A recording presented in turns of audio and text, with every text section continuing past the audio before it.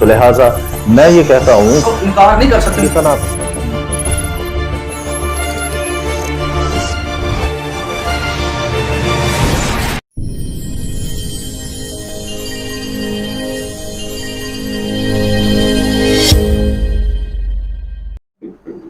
ہللویا. باروق ہاشم جی، آج کا عنوان ہے جی مالی برکات کیسے حاصل کریں. مالی برکات کیسے حاصل کریں. شروع کریں جی، آپ ریڈی ہیں باروق ہاشم؟ چلیں جی. اچھا، یہ موضوع میں نے اس لیے شروع کیا ہے کہ پاکستان کے اندر جو اس وقت حالت ہے عام و خاص کی، وہ اس وقت مالی اعتبار سے بڑی بری حالت ہے. مہنگائی اس قدر بڑھ رہی ہے کہ لوگ قرض میں دبتے چلے جا رہے ہیں، اچھا کھا نہیں پا رہے، اچھا پہن نہیں پا رہے، اپنی ضروریات کو پورا نہیں کر پا رہے، اور کاروبار کا فقدان ہے. پاکستان کے اندر کاروبار ملتے نہیں ہیں، بزنس نہیں ہے. تو سوال یہ پیدا ہوتا ہے کہ اس کنڈیشن میں ہم کس طرح سے مالی برکات کو حاصل کریں. مالی برکات کو دیکھیں، جب ہم اپنے آپ کو ایماندار کہتے ہیں، جب ہم اپنے آپ کو راست باز کہتے ہیں، تو پھر معاملہ ہمارا دنیا جیسا نہیں رہتا. پھر ہمارا معاملہ دنیا جیسا، پھر ہم دنیا سے الگ ہیں، دنیا سے مختلف ہیں. اس کا مطلب یہ ہوا کہ جو دنیا کے ساتھ ہو رہا ہے وہ ہمارے ساتھ نہیں ہونا چاہیے. وہ ہمارے ساتھ جو آفتیں، جو آفات دنیا پر آتی ہیں، وہ ایماندار پر نہیں آنی چاہیے. میں یہ مانتا ہوں کہ راست باز پر مصیبتیں آنا بہت ضروری ہیں. میں یہ مانتا ہوں کہ کوئی ایسا راست باز نہیں جس پر مصیبتیں یا دکھ نہیں آتے. لیکن سوال یہ پیدا ہوتا ہے کہ کیا پاکستان کے اندر جو غربت ہے، کیا یہ راست بازوں کے لیے ہے؟ تو یہ بڑا سادہ اور بڑا کلیئر ہے. آپ سب سمجھتے ہیں کہ یہ راست بازوں کے لیے نہیں ہے، بلکہ یہ پاکستان پر ملکی عذاب ہے. ملکی اعتبار سے کیا ہے؟ عذاب ہے. کیونکہ آپ سب جانتے ہیں کہ پاکستان کے اندر جھوٹ، فراڈ، چوری، ڈکیتی، قتل و غارت، بے انصافی، جتنے بھی شدت کے گناہ ہیں وہ پاکستان کے اندر اس وقت زور پکڑ چکے ہیں. بے گناہوں کا خون بہایا جاتا ہے، مظلوم لوگوں پر ظلم کیا جاتا ہے، جو غریب ہے اسے دبایا جاتا ہے، اور سکھ کا سانس جو ہے وہ نچلے طبقے کو بالکل نہیں لینے دیا جاتا. میری بات کو سمجھ رہے؟ تو ایسے کنڈیشن میں جس ملک کے اندر ایسا ہو، آپ سب جانتے ہیں کہ ایسی جگہوں پر خدا کا عذاب کنٹینیو رہتا ہے. ایسی جگہوں پر خدا کا عذاب، تو بائبل مقدس میں بھی ہم پڑھتے ہیں کہ اگر تم مسکین پر، غریب پر ظلم کرے گا، اور وہ اگر میرے سامنے دعا کرے گا تیرے خلاف، تو یاد رکھنا کہ میں اس کی کیا کروں گا؟ ضرور سن لوں گا. وہاں کیا لکھا ہے کہ میں اس کی ضرور سن لوں گا.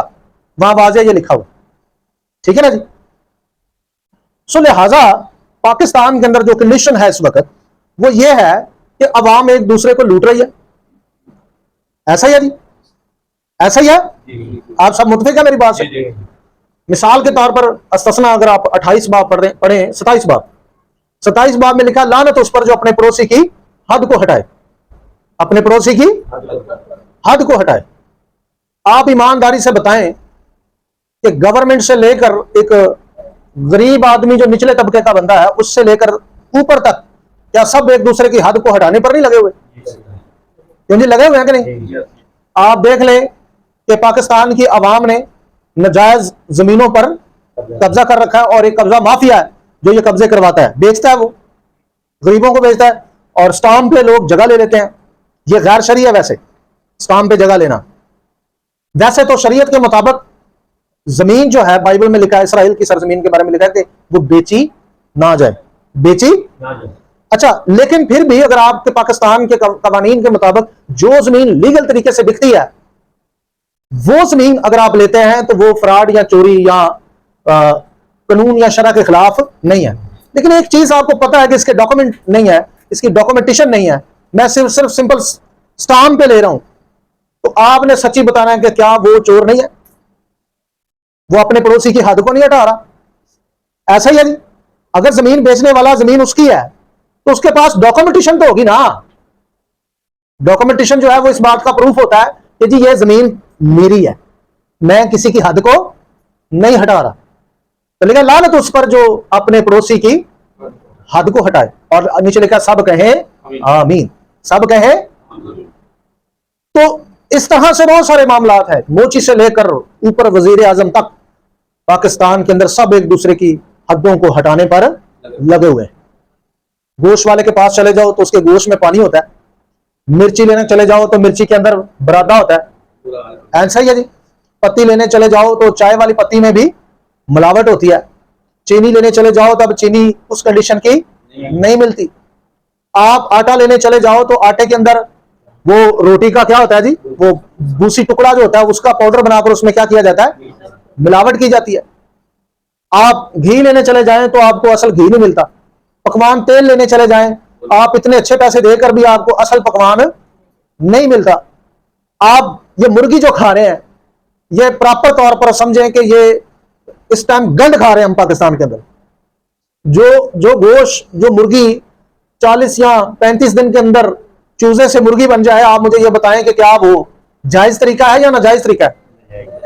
تو میرے کہنے کا مطلب یہ ہے کہ یہاں پر اس ملک کے اندر عدالتیں, ادارے, ہر جگہ پر ایک دوسرے پر کیا کیا جا رہا ہے, ظلم کیا جا رہا ہے, ایک دوسرے کو لوٹا جا رہا ہے, ایک دوسرے کے ساتھ فراڈ کیا جا رہا ہے. اگر میں نچلے طبقے کی طرف آ جاؤں, آپ جب سرکاری ملازمین کی طرف چلے جائیں نا, میں ایسے سرکاری ملازمین کو جانتا ہوں جو روزے بھی رکھتے ہیں, غیر زبانیں بھی بولتے ہیں. یہ جو کیمسی کی جاب ہے, میں ایسے بہت سارے ملازمین کو جانتا ہوں کیمسی کی جاب کرنے والے. سچی بتائیں یہ ڈبلوں پہ نہیں ہو جاتے, ہوتے ہیں جی ڈبلوں پہ, ڈیوٹی پر نہیں جانا لیکن تنخواہ آدھی گھر ملتی رہے گی, اور وہ جمع دار کو اپنی آدھی تنخواہ دیتا ہے, اور کیا ہوتا ہے وہ اس کی اٹینڈنس لگ جاتی ہے, سروس چل رہی ہے. اسی طرح واٹر بورڈ کی آپ محکمہ دیکھ لیں, آپ پولیس کا محکمہ دیکھ لیں, آپ اور بھی محکمے جو سرکاری ہیں, سکولز چلے جائیں, آپ ایجوکیشن محکمہ چلے جائیں, ماحولیات کے محکمے میں چلے جائیں, آپ یہ جنگلات کے محکمے میں چلے جائیں, تو آپ کو ہر جگہ اس طرح کا طبقہ ملے گا جو ڈبلوں پر ہے, گھر بیٹھے سیلری لے رہے ہیں اور ملک کا بیڑا غرق ہو رہا ہے. اور سب ان میں سے ہماری کمیونٹی کے جو لوگ ہیں وہ بھی شامل ہیں, اور وہ غیر زبانیں بولتے ہیں, روزے رکھتے ہیں اور ہاللویا کرتے ہیں کنونشنوں میں شامل ہو کر, اور ان جیسا کوئی روحانی نظر آتا ہی نہیں. میری بات کو سمجھ رہے ہیں؟ تو میں یہ بتانا چاہتا ہوں کہ ایسے ملک پر عذاب آنا ہی آنا ہے. یہ کوئی دکھ, کوئی آزمائش نہیں ہے, کوئی دکھ, کوئی آزمائش نہیں ہے, بلکہ اس ملک کو ان سارے کاموں کی کیا مل رہی ہے, سزا مل رہی ہے. یہ جو کال آ رہا ہے, یہ جو بھوک آ رہی ہے پاکستان کے اندر, آپ اگر جابز کے اندر چلے جائیں, مثال کے طور پہ میں آنر ہوں, سرکاری سطح پر ابھی اس وقت سیلری کتنی ہے جی, 25,000 روپے سیلری ہے, اور ایک آنر, کمپنی کا آنر جو ہے وہ اپنے ملازمین کو 20,000, 18,000, 17,000 اسے سیلری دے کر اس کا منہ بند کر کے بس اپنا الو اس نے کیا کیا ہوا ہے, سیدھا کیا ہوا ہے. اور بتائیں یہ ظلم ہے کہ نہیں؟ یہ ظلم ہے. اتنی مہنگائی میں آپ دیکھیں کہ ایک دوسرے پر ہم نے چھری کیا کی ہوئی ہے, تیز کی ہوئی. وہ جو ملازم ہے پھر وہ بھی شرع کو توڑتا ہے, وہ بھی کیا کرتا ہے, وہ کمپنی سے کبھی سامان چرا لیتا ہے, کبھی کچھ چرا لیتا ہے, آفس میں سے کبھی کوئی چیز چرا لیتا ہے, اور اس طرح سے وہ اپنا گھر کیا کرتا ہے, چلاتا رہتا ہے. یعنی یہ مالک اور نوکر ایک دوسرے کو کیا کر رہے ہیں, لوٹ رہے ہیں, اور انہوں نے حساب برابر رکھا ہوا ہے, لیکن اس میں بے ایمانی, جھوٹ, فراڈ یہ لازمی جز بن چکا ہے, جس کی وجہ سے اس ملک کے اندر, اس ملک کے رہنے والوں پر عذاب آ رہا ہے. ان کو خدا چھوڑ نہیں رہا, اور یہ بہت جلد اگر اس قوم, یہ پاکستان کی عوام نہ سدھری تو آپ دیکھیے گا کہ پاکستان کا آگے کیا حشر ہوتا ہے. اور میں یہ چاہتا ہوں کہ ہمارے لوگ سدھر جائیں. لیکن آتے ہیں اس طبقے کی طرف جو ایماندار ہے, جو اپنے آپ کو راست باز قرار دیتا ہے. راست بازوں کے ساتھ تو نہیں ہونا چاہیے یہ, کیوں جی, یہ ہونا چاہیے راست بازوں کے ساتھ, راست بازوں کے ساتھ ایسا نہیں ہونا چاہیے. راست باز کو یہ ساری تکلیفیں نہیں ملنی چاہیے. تو آج کا جو عنوان ہے, جیسے کہ میں نے آپ کو بتایا, مالی برکات کیسے حاصل کریں, مالی برکات ہے. تو ایک ہی پوائنٹ آج سیکھیں گے. غربت ایک ایسی حالت ہے جس میں کوئی شخص نہیں رہنا چاہتا. کوئی رہنا چاہتا جی, ایک پل کے لیے بھی نہیں رہنا چاہتا. جس کے لیے انسان دن رات محنت کرتا ہے کہ میں غربت کی لکیر پار نہ کر جاؤں. میری بات کو سمجھ رہے ہیں؟ یعنی غربت کے اندر نہ چلا جائے، وہ دن رات محنت کرتا ہے۔ بعض اوقات غربت کی لکیر سے نکلنے کے لیے لوگ چوری کرتے، جھوٹ بولتے، مذہبی فراڈ کرتے، کاروباری فراڈ کرتے، اور بھی بہت سارے غیر شرعی طریقے اختیار کرتے ہیں تاکہ وہ غربت سے باہر نکل آئیں۔ بے شک دنیا کے پاس امیر ہونے کے بہت سے طریقے موجود ہیں، امیر ہونے کے طریقے، لیکن وہ طریقے غیر شرعی ہیں جس سے آپ کا کردار ایماندار نہیں رہتا، آپ کا کردار ایماندار نہیں رہتا۔ اکثر ہم اپنے ارد گرد کے لوگوں کو دیکھتے ہیں کہ فلاں شخص جو ہے اس کے پاس کار ہے، بنگلہ ہے، اور اچھا گھر ہے، بینک بیلنس ہے۔ ہم ایسے لوگوں کو دیکھ کر ہرس کرنا شروع کر دیتے ہیں، ہم ایسے لوگوں کو دیکھ کر کیا کرتے ہیں؟ ہرس کرنا شروع کر دیتے ہیں، اور ان جیسی بلندی پانے کی کوشش میں پتہ کیا کرتے ہیں؟ وہ تمام غیر شرعی کام کر گزرتے ہیں جو ایک ایماندار کو کرنے نہیں چاہیے۔ بہرحال وہ برکات نہیں ہے، وہ آپ نے عذاب کمایا ہے، وقتی طور پر آپ کو وہ بڑا اچھا لگے گا، آپ کو سہولتیں بھی دے دے گا، لیکن وہ اسی طرح ہی ہے جس طرح سے ایک کینسر شروع ہوتا ہے، لیکن جب وہ اپنے اختتام پر پہنچتا ہے تو بندے کو لے ڈوبتا ہے۔ بے ایمانی کی جو روٹی ہے، چوری کی جو روٹی ہے، وہ ایک کینسر کی طرح ہے جو شروع تو ہوتا ہے لیکن ایک دم بندے کو پتا نہیں چلتا، لیکن آہستہ آہستہ آہستہ آہستہ وہ بندے کو لے ڈوبتا ہے۔ اور کینسر کن چیزوں سے شروع ہوتا ہے؟ آپ ریسرچ کر کے دیکھ لیں، تمام ان کاموں سے شروع ہوتا ہے جو انسان کو بڑے لذت امیز لگتے ہیں۔ کینسر کی جو بیماری ہے یہ تمام ان کاموں سے شروع ہوتے ہیں جو بڑے لذت امیز لگتے ہیں ہمیں، وہاں سے کینسر شروع ہوتا ہے۔ ٹھیک ہے جی، بہرحال آگے بڑھتے ہیں۔ یہوہ خدا کا جو شبات ہے جی، یہ پوائنٹ نمبر 1 ہے کہ یہوہ خدا کا جو شبات ہے یہ منائیں گے تو برکت ملے گی، یہ منائیں گے تو کیا ملے گی؟ تو لوگ مالی فوائد حاصل کرنے کے لیے، جیسا کہ میں نے آپ کو بتایا، بہت سارے جھوٹ اور پتہ نہیں کیا کیا کرتے ہیں۔ تو ایک حوالہ پڑھتے ہیں، یسایہ 58 باب کی آیت نمبر 13 تا 14، لکھا ہے اگر تو سبت کے روز اپنا پاؤں روک رکھے اور میرے مقدس دن میں اپنی خوشی کا طالب نہ ہو، اور سبت کو راحت اور خداوند کا مقدس اور معظم کہے اور اس کی تعظیم کرے، اپنا کاروبار نہ کرے اور اپنی خوشی اور بے فائدہ باتوں سے دستبردار رہے، تب تو خداوند میں مسرور ہوگا اور میں تجھے دنیا کی بلندیوں پر لے چلوں گا، اور میں تجھے تیرے باپ یعقوب کی میراث سے کھلاؤں گا، کیونکہ خداوند ہی کے منہ سے یہ ارشاد ہوا ہے۔ یہوہ خدا کے کلام کے پڑھے اور سنے جانے پر اس کا فضل اور اس کی برکت ہو۔ اچھا جی، بڑے غور سے آپ لوگوں نے اس بات کو سننا ہے۔ ہم میں سے کتنے لوگ ہیں جو مالی برکات بائبل کے طریقے سے حاصل کرنا چاہتے ہیں؟ بائبل کے طریقے سے میں آپ کو بتاؤں، ہم یہاں کتنے لوگ بیٹھے ہیں جو اس وہم میں کہ ہم شبات کو اکٹھے ہوتے ہیں اور ہم شبات صحیح منا رہے ہیں۔ میں آپ کو ابھی، ہم جب اس کو سٹڈی کریں گے تو بڑے کیڑے نکلیں گے ہم نے، ٹھیک ہے جی؟ تو ہم نے اپنی غلطیوں کو کیا کرنا ہے؟ درست کرنا ہے۔ باروق ہاشم جی، تو اس حوالے میں لکھا ہے کہ اگر تو اپنا پاؤں روک رکھے، پہلی بات تو اگر تو اپنا پاؤں کیا کرے؟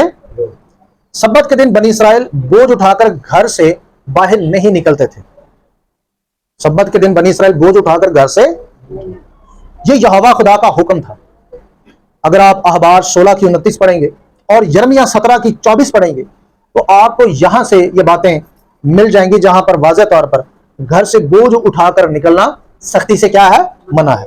یہاں یوں لکھا ہے، یرمیہ 17 کی 24 پڑھ رہا ہوں، اور یوں ہوگا کہ اگر تم دل لگا کر میری سنو گے، خداوند فرماتا ہے، اور سبت کے دن تم اس شہر کے پھاٹکوں کے اندر بوجھ نہ لاؤ گے، بلکہ سبت کے دن کو مقدس جانو گے، یہاں تک کہ اس میں کچھ کام نہ کرو، تو اس شہر کے پھاٹکوں سے داؤد کے جانشین بادشاہ اور عمرہ داخل ہوں گے، وہ اور ان کے عمرہ، یہودا کے لوگ اور یروشلم کے باشندے رتھوں اور گھوڑوں پر سوار ہوں گے، اور یہ شہر ہمیشہ تک آباد رہے گا۔ باروق ہاشم جی، اسرائیل کو کہا گیا کہ اگر تم سبت کے روز بوجھ نہ اٹھاؤ اور بوجھ اٹھا کر سبت کی بے حرمتی نہ کرو تو تمہارے شہر میں بادشاہوں کے جانشین آیا جایا کریں گے، یعنی تمہارے تعلقات کوئی چھوٹے لوگوں کے ساتھ نہیں ہوں گے۔ تو یہ ایک برکات کی طرف اشارہ ہے، بہت بڑی برکت ہے، یہ مالی برکت کی طرف اشارہ ہے۔ باروق ہاشم جی، بات سمجھ آ گئی جی؟ ٹھیک ہے جی، تو عمرہ بھی آئیں گے، وہ بھی داخل ہوں گے، اور ان کے عمرہ وہ بھی داخل ہوں گے، یہودا کے باشندے جو ہیں رتھوں اور گھوڑوں پر سوار ہوں گے۔ خداوند نے کہا کہ تم جو اسرائیل کے باشندے ہو، یروشلم کے باشندے ہو، تمہیں کیا دیے جائیں گے؟ رتھ اور گھوڑے دیے جائیں گے، تم ان پر سوار ہوگے، یعنی اتنی زیادہ برکات تمہیں ملے گی۔ کرنا کیا ہے؟ بولیں جی، نہیں یہاں جو پڑھا ہم نے وہ تو ٹھیک ہے. سبت کے روز تو بوجھ اٹھا کے گھر سے نہ نکلے. بات سمجھ آئی؟ میں خیر خاص طور پر ان کو کہوں گا جن کا کاروبار اپنا ہے, جن کے کنٹرول میں ہے کہ وہ ہفتے والے دن یا شبات والے دن چھٹی کر سکتے ہیں, وہ چھٹی کریں, وہ آرام کریں گھر. کیوں جی کرنا چاہیے کہ نہیں؟ ان کو کرنا چاہیے, لازمی ان کو کرنا چاہیے. کتاب مقدس کا حکم, اس کے بعد برکات کا وعدہ ہے. اس کے بعد برکات کا کیا ہے؟ وعدہ ہے. یہوہ خدا آپ کو برکت دے گا, چھوڑ دے اس پر, یہ اس کا وعدہ ہے. آگے بڑھتے. اچھا جی, سبت کے دن گھر سے بوجھ اٹھا کر نکلنے کے متعلق تفصیلات آپ مشنا شبات باب 1 الف اور بے اور جیم میں دیکھ سکتے ہیں. ٹھیک ہے جی, مشنا کے اندر کہ اس کا فاصلہ بتایا گیا ہے, ایک گھر سے دوسرے گھر بھی آپ بوجھ اٹھا کر نہیں جا سکتے. وہاں پر بڑی ڈیٹیل بتائی گئی ہے, بوجھ کو اٹھا کر کہاں نہیں جانا.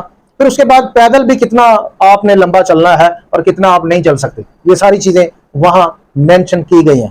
بارو ہاشم جی, بہرحال آگے بڑھتا ہوں. یہ آپ ضرور پڑھیے گا کیونکہ ان کو پڑھنے کے بعد آپ کو یہ اندازہ ہوگا کہ شبات جو ہے اس کو کس طرح سے آپ نے سیلیبریٹ کرنا ہے. اچھا جی, سبت کے شروع ہونے سے پہلے بنی اسرائیل بڑی پابندی سے آفتاب غروب سے پہلے اپنے کام ختم کرتے تھے. اپنے کام کیا کرتے تھے؟ یا وہ سپہر سے ہی اپنے کاموں کو بند کرتے یا ایسا کرتے تھے جو آفتاب غروب سے پہلے ختم ہو جائے. ایسا کام شروع کرتے تھے, یعنی وہ تعین کر لیتے تھے. مثال کے طور پہ آپ نے کوئی ایسا کام شروع کیا جمعے کی سپہر کو, اور آپ کو اندازہ ہے کہ یہ سورج غروب ہونے سے پہلے ختم ہو جائے گا, تو پھر تو ٹھیک ہے. اور اگر آپ نے کوئی ایسا کام شروع کر لیا ہے کہ آفتاب غروب سے پہلے وہ ختم نہیں ہو سکتا, تو یہودی کیا کرتے تھے؟ وہ کام کرتے ہی نہیں تھے, اس کام کو وہ چھیڑتے ہی نہیں تھے. اور اس کا بھی مشنا کے اندر بڑی ڈیٹیل سے بتایا گیا ہے کہ کون کون سے کام تم شروع کر سکتے ہو, اور اس میں بتایا گیا اور یہ مشورے دیے گئے ہیں کہ ایسے کام نہ کرنا. ٹھیک ہے جی. اچھا, اکثر ایسا ہوتا ہے کہ ہم بھی جب شبات شروع ہوتا ہے, میں یہاں خاص طور پر آپ سب سے مخاطب ہوں, آپ جواب دے کر بات کو آگے بڑھا سکتے ہیں. ہم میں سے کتنے لوگ ہیں جب شبات شروع ہونے والا ہوتا ہے تو اپنے کام جو ہیں آفتاب غروب سے پہلے ختم کر لیتے ہیں, گھر کو پاک کر لیتے ہیں, ہاں جی, گھر کو مقدس کر لیتے ہیں, غلاظت گندگی گھر سے نکال دیتے ہیں. تو یہ بڑا اسرائیل کے اندر یہ بڑی چیزیں سکھائی جاتی تھی بنی اسرائیل کو, اور ان کی مشنا میں بھی لکھا ہے, تلمود وغیرہ علاقہ کے اندر بھی لکھی ہے کہ کس طرح سے تم نے شبات آنے سے پہلے تم نے کیا کرنا ہے, اپنے آپ کو ریڈی کرنا ہے. آگے بڑھتے ہیں. اس کے لیے آپ دیکھیں جو باتیں میں نے کی ہے, مشنا شبات چیپٹر 1 ہے, آیت نمبر 6 تا 9. ٹھیک ہے جی. اچھا جی, سبت کی تعظیم کرنے کا طریقہ یہ ہے کہ بے فائدہ باتیں نہ کی جائے, بے فائدہ باتیں نہ کی جائے. یہ آپ نے یہ سایہ میں پڑھ لیا, دیکھا کہ تو بے فائدہ باتوں سے کیا رہے؟ دستبردار رہے, یعنی ان سے دور رہے. کیا بے فائدہ کیا باتیں ہو سکتی ہیں؟ مسیانک تو سارا دن تو رات پڑھتے ہیں شبات والے دن, کیا ہمیں سارا دن موبائل میں لگے رہنا چاہیے؟ ٹیب کھول کر لگا رہنا چاہیے, ٹی وی کھول کر لگا رہنا چاہیے شبات والے دن؟ بولے جی, ہم سچی دسو مسیان کو تو سبت مانتے ہو؟ سبت صرف کٹھے ہو کے توڑتے نہیں جانا ہوں, ہاں جی. کیوں نہیں برکات آ رہی ایماندار کے گھر میں؟ ریزن کیا ہے؟ سبت کی تعظیم ہی نہیں ہوتی. کیوں چہروں پر, لوگوں کے چہروں پر وہ رونق نہیں ہے, وہ خوشی نہیں ہے, وہ مسا نہیں ہے, وہ حضوری نہیں ہے لوگوں کی زندگی میں؟ کیونکہ لوگوں نے شبات کو صرف ایک رسم بنا لیا, عبادت میں آنے والی, بس یہاں تک ہے جی شبات. یہ تو تراج کا حکم ہے کہ تمہیں 7ویں دن کیا کرنا ہے؟ مجمع کرنا ہے. لیکن اس کے بعد جو شبات کا سارا دن ہے وہ آپ نے کس طرح سے گزارنا ہے, یہ تو بائبل اور یہودی لٹریچر کے اندر آپ کو لکھا ہوا ملتا ہے. انہیں ملتا ہے کہ نہیں؟ وہ تو ہم نے کبھی کیا ہی نہیں. باقاعدہ گھروں کو صاف کیا جاتا تھا, پاک کیا جاتا تھا گندگی سے. یہ جو اکثر ہم گھروں میں جب جاتے ہیں نا, میں آپ کو سچی بات بتاؤں, مجھے اس عورت سے میں مطلب میرے پاس الفاظ نہیں ہوتے, میں بول نہیں پاتا, بس میں اپنے جذبات وہاں بول نہیں پاتا. لوگ کہیں نے خرے عورتوں نہ کوئی الرجی ہے بھائی, جی نہیں، میرا دل کرتا ہے ایسی عورت نو بندہ کہ شاید ہلے دے دے، جیڑی عورت اپنا گھر نہیں سنبھال سکتی، صاف نہیں رکھ سکتی. میری بات کو سمجھ رہے ہیں؟ جب دیکھو گند مچا رہتا ہے، جب دیکھو گند مچا رہتا ہے. اکثر عورتوں کا یہ بہانہ ہوتا ہے، لو جی اب بچوں نے پھر کر دیا، میں نے ابھی کیا. تو بھائی تو گھر کس لیے ہے؟ کیوں جی؟ عورت گھر کا لیے آتی ہے وہ بیڈ تے لیٹ کے کھراٹے مارن لی یا موبائل 'چ لگے رہن لے؟ کیوں جی؟ اچھا پتا بھی ہے بچے یورن کر دیں، میرا بچہ یورن کی کرتا ہے، وہ کر دینا ہے بسترے وغیرہ گندے کر دینا ہے، عورت کو پتا بھی ہوتا ہے، تا بھی انہوں سمپل انہوں پتا بھی میں گیا کمرے 'چ دعا ہوندی اے فلانے ایریا 'چ دعا ہوندی گھر 'چ، پھر بھی انہوں چڈی پا کے چھڑ دے گی بچے نو، وہ چاہتا ہے جتنے دل کرتا ہے پیچھے پوچھی کر کے پوٹی پوٹی کر کے آ جائے. پھر انہوں کہتے ہیں ہائے ہائے گندیا، وہ گندا نہیں تو گندی ہے، وہ بچہ گندا نہیں ہے، گندی تو ہے غلیظ عورت جس نے گھر کو وہ بنا دیا ہے شیطان کا اڈا. آپ یہ جسمانی ناپاکی کے بارے میں آپ پڑھیں یہودیوں کے لٹریچر میں، وہ کہتے ہیں بدروہیں آتی گندگی کی وجہ سے، وہ کہتے ہیں یہ ہوا چلا جاتا ہے، بدروہوں کو موقع مل جاتا ہے، پورے گھر کو وہ کنٹرول کر لیتی ہیں. آج کل تو ویسے عورتوں کو موبائل ملا ہوا ہے، وہ جان نہیں چھڑتی ہے موبائل، سرانا رکھ لینی ہے، بیٹھ کے لیٹ جانی ہے، بس شروع ہو جانی ہے. ہاں جی، گھر پورا گندا رہتا ہے، جہاں چیز جو پڑی ہوئی ہے، اگر کھانا کھایا ہے تو برتن ادھر ہی پڑے ہوئے ہیں، کھانا کھا کر برتن ادھر ہی پڑے ہوئے ہیں. مرد نے پانی مانگا، پانی پیا، مرد نے گلاس ادھر ہی پڑا رہنا جب تک اس نے شور نہیں مچانا کہ بھائی یہ برتن کس نے اٹھانے. ٹھیک ہے جی، میں گھر گھر گھومتا ہوں، میں یہ لوگوں کی وہ باتیں بتا رہا ہوں جو لوگوں کے گھروں میں دیکھتا ہوں. ٹھیک ہے، اور میں آپ کو بتاؤں کہ گندگی ایک ایسی چیز ہوتی ہے جو نہ آپ کو دعا کرنے دیتی، بندہ بے دعا ہو جاتا ہے. جو شخص پاکیزگی مانگتا ہے نا وہ بندہ وہاں گندگی میں بیٹھ کر کبھی دعا نہیں کرے گا، وہ ترستا ہی رہتا ہے. اور میں آپ کو سچی بات بتاؤں، میں نے ایک بھائی کو اپنی بیوی کے لیے بد دعائیں مانگتے دیکھا. اس نے کہا خدا کرے میری بیوی جلد مر جائے. خدا یقین کریں، وہ کہتا ہے جب سے میری بیوی نے گھر کا کنٹرول سنبھالا ہوا ہے میں بے دعا ہو گیا، نہ میرے گھر میں پاکیزگی ہوتی ہے اور نہ میں کہیں دعا کر پاتا ہوں. یقین کریں، میں نے یہ لفظ سنے لوگوں کے منہ سے. تو اتنا لوگ ظاہر ہے گھر میں وہ لڑائی تو نہیں کرے گا بیچارہ، چپ رہتا ہے. تو عورت کو چاہیے کہ گھر کو کیا رکھے، صاف رکھے، اس کو ماحول ایسا ملے کہ وہ آپ کے لیے، آپ کے قوم کے لیے، آپ کے گھر کے لیے، کلیسیا کے لیے، سب کے لیے، بیٹوں کے لیے، نوجوان نسل کے لیے اس کو ایک ماحول ملے تاکہ وہ دعا کر سکے، اس کی بھی روحانی زندگی ترقی کرے. معروف ہاشم جی. اور سبت کے دن تو خاص طور پر پاکیزگی گھر کے اندر، گند نہیں مچانا آج شبات ہے، گند نہیں مچانا آج کیا ہے، شبات کا خیال کریں، یہ شبات ہے جی، گند نہیں مچانا، پاکیزگی رکھیں گھر کے اندر. بات ختم.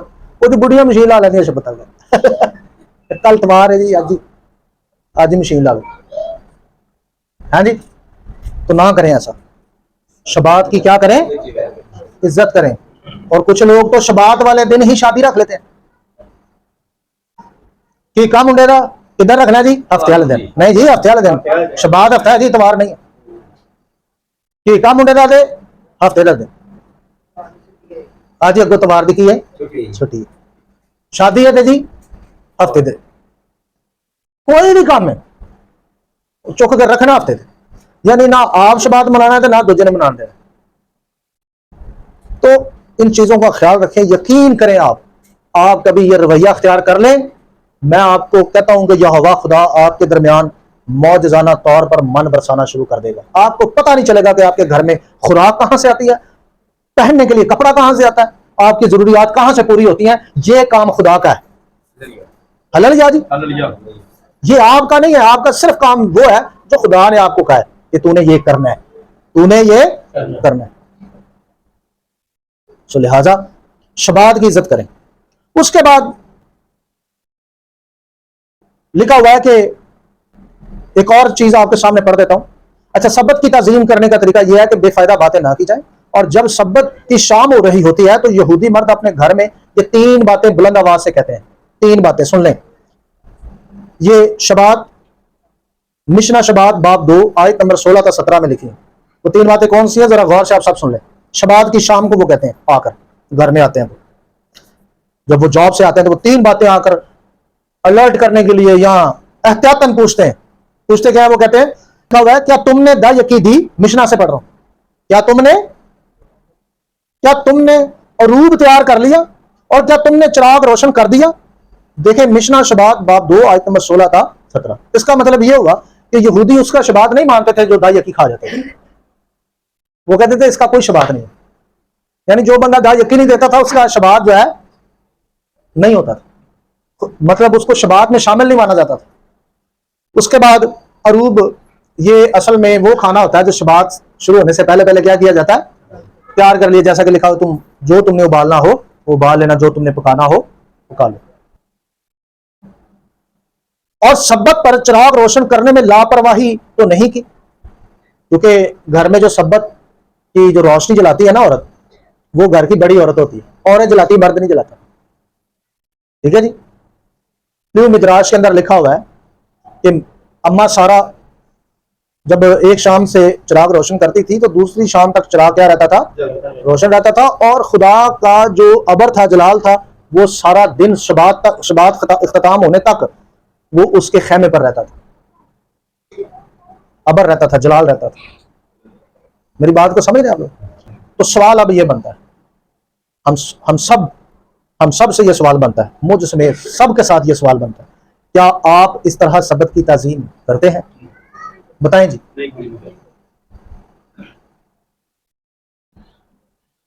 تو پھر سزا ہی پانی دنیا کے نال وہ ہم پا رہے ہیں، کیونکہ دنیا کے سزا ہی مل رہی ہے. جو آفتیں دنیا پر آ رہی ہیں وہ ہم پر بھی آئیں گی کہ نہیں؟ اگر آپ حوالہ پڑھ لیں یسایہ والا، وہاں پر شبات منانے کی جو بات کی گئی ہے اور اس کے بعد جو برکت کا بات ہے وہ کچھ یوں ہے. یہاں لکھا ہے اگر تو سبت کے روز اپنا پاؤں روک رکھے اور میرے مقدس دن میں اپنی خوشی کا طالب نہ ہو، اور سبت کو راحت اور خداوند کا مقدس اور معظم کہے اور اس کی تعظیم کرے، اپنا کاروبار نہ کرے اور اپنی خوشی اور بے فائدہ باتوں سے دستبردار رہے، تب تو خداوند میں مسرور ہوگا. تب تو خداوند میں کیا ہوگا؟ اب برکت کے وعدے ہیں. مسرور خداوند میں ہوگا سے مراد یہ ہے کہ تب تو خداوند کا مسا پائے گا، اس کی نزدیکی پائے گا، اس کے کلام سے مامور رہے گا. ہللویا جی. یہ جو ہم کہتے ہیں نا جی مسا نہیں آج کل، یہ دیکھیں وعدہ لکھا ہوا شبات کو منانے کے بعد، تب تو خداوند میں کیا رہے گا؟ مسرور رہے گا. پھر کیا لکھا ہوا ہے؟ اور میں تجھے دنیا کی بلندیوں پر لے چلوں گا. کہاں لے چلوں گا؟ سچی دسو، پاکستان دنیا کی بلندیاں آتے ہیں یا پستو؟ سب سے نیچے. ایماندار بھی اس کے ساتھ ہی پستو ہے. ایماندار کہیں بھی رہے جی، اسرائیل کے اندر جب کال ہوتا تھا ایماندار بھوکا نہیں مرتا تھا. کیا مرتا تھا؟ میں تجھے دنیا کی بلندیوں پر لے چلوں گا اور تجھے تیرے باپ یعقوب کی میراث سے کھلاؤں گا، کیونکہ خداوند ہی کے منہ سے یہ ارشاد ہوا. ہللویا. تو اس حوالے میں تو یہ لکھا ہوا ہے کہ خدا ہمیں بلندیوں پر لے چلے گا.